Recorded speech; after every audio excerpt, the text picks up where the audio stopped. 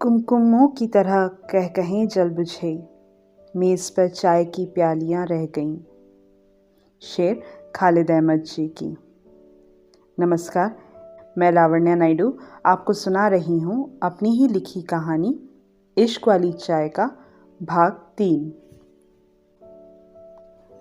दरवाजे पर काव्या को देखकर गौरव ने आश्चर्य से कहा, काव्या, तुम पागल हो गई हो? टाइम देखा है? गौरव ने अपने हाथों में देखा। उसने घड़ी नहीं पहनी थी। काव्या मुस्कुराई। तुम इस वक्त यहाँ क्या कर रही हो? ये कोई वक्त है चाय पीने का? काव्या बोली, भूल गए? एक बार आधी रात को तुम लोग कंबाइन स्टडी कर रहे थे और ब्रेक लेने के लिए चाय पीने निकले। मुझे मेरे घर से बाहर बुलाया ये कहकर कि ज़रूरी नोट्स देना है, और ले गए मुझे हमारे शहर से 15 किलोमीटर दूर चाय की दुकान पर, क्योंकि वो एक लौती दुकान थी जो 24 घंटे खुली रहती थी। गौरव बोला, तो तुम क्या उसका बदला आज मुझसे लेने आई हो? तुम्हें जो सोचना है सोचो, पर अभी मेरे साथ चलो। काव्या, रात अभी बहुत हो गई है। कल सुबह कॉन्फ्रेंस भी है जिसमें शायद तुम्हें भी जाना है। So good night. तुम चल रहे हो या नहीं? काव्या ने धमकाते हुए बोला। तुम नहीं मानोगी ना? रुको, आता हूं, कहकर गौरव कपड़े बदलने अंदर गया। काव्या खुशी से उछल पड़ी, पर अपनी खुशी को अगले ही पल दबा दिया। गौरव बाहर आया, दरवाज़ा बंद करते हुए बोला, चलिए मैडम। काव्या ने गाड़ी निकाली। दोनों निकल गए शहर की सुनसान सड़कों पर। वैसे हम मेरे रूम में भी चाय पी सकते थे, वहां भी 24 घंटे की सुविधा है, गौरव ने कहा। काव्या बोली, एक जवान लड़के के कमरे में? ना बाबा ना। हाँ, और आधी रात को ये जवान लड़की क्यों आई जवान लड़के से मिलने? गौरव ने पूछा। काव्या ने गाड़ी रोकी। चाय की टपरी थी सामने। दोनों ने चाय ऑर्डर करी और एक टेबल पर बैठ गए। गौरव ने कहा, तुमने मेरे सवाल का जवाब नहीं दिया। काव्या बोली, मुझे अपने दोस्त से मिलने के लिए समय देखने की जरूरत नहीं है गौरव। अच्छा, तो दोस्त की याद तुम्हें अब आ रही है? गौरव ने कहा। इतने में चाय आ गई।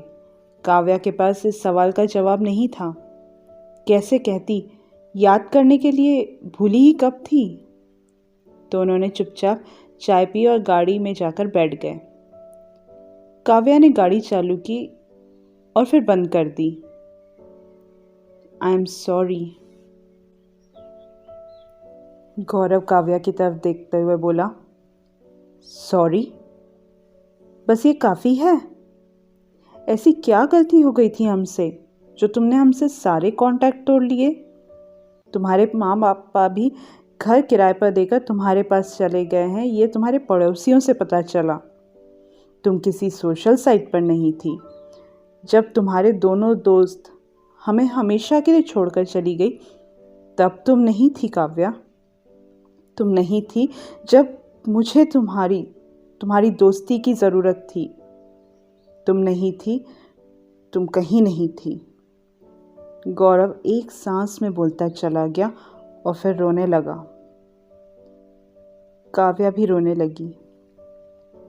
गौरव के हाथों में हाथ रखकर वो बार बार माफ़ी मांग रही थी। गौरव ने अपने आप को संभाला, आंसू पोंछे और काव्या से पूछा, मुझे जानना है काव्या, तुम हमसे क्यों नहीं मिली? क्यों हमें कोई कॉल नहीं किया? तुम्हें पता है, शादी की तैयारियों में छाया ने कितनी बार तुम्हारा नाम लिया होगा। बाकी दोस्त जब भी शहर आते, हम सब मिलकर बाहर जाते और जब भी चाय की ऑर्डर करते, एक कप तुम्हारे नाम का ज़रूर मंगवाते। अनु तो तुम्हारे पहले दिन को याद करके हंसती रहती कि कैसे काव्या को अपनी तरह चाय का नशा करवा दिया था। बोलते हुए गौरव की आंखों में आंसू और चेहरे पर हल्की मुस्कान थी। काव्या का भी यही हाल था। काव्या बोली, मैंने भी तुम लोगों को बहुत मिस किया। फिर भावनाओं को बहने से रोकते हुए वो बोली, ये नया शहर और नई नौकरी ने मेरी बैंड बजा ली थी यार। दिन और रात का फ़र्क भूल गई थी, इसलिए माँ पापा भी फिर यहीं शिफ्ट हो गए। नौकरी तो हमने भी तभी शुरू की थी काव्या, वो भी अलग अलग शहरों में, पर हम तो नहीं भूले एक दूसरे को। काव्या के पास गौरव की इस बात का कोई जवाब नहीं था। वो बोली, गलती हो गई मुझसे, मैं मानती हूँ। प्लीज़ मुझे माफ़ कर दो। आगे से ऐसा कभी नहीं होगा। तुम आधी रात को आवाज़ लगाओगे, मुझे अपने पास पाओगे, ये वादा है मेरा।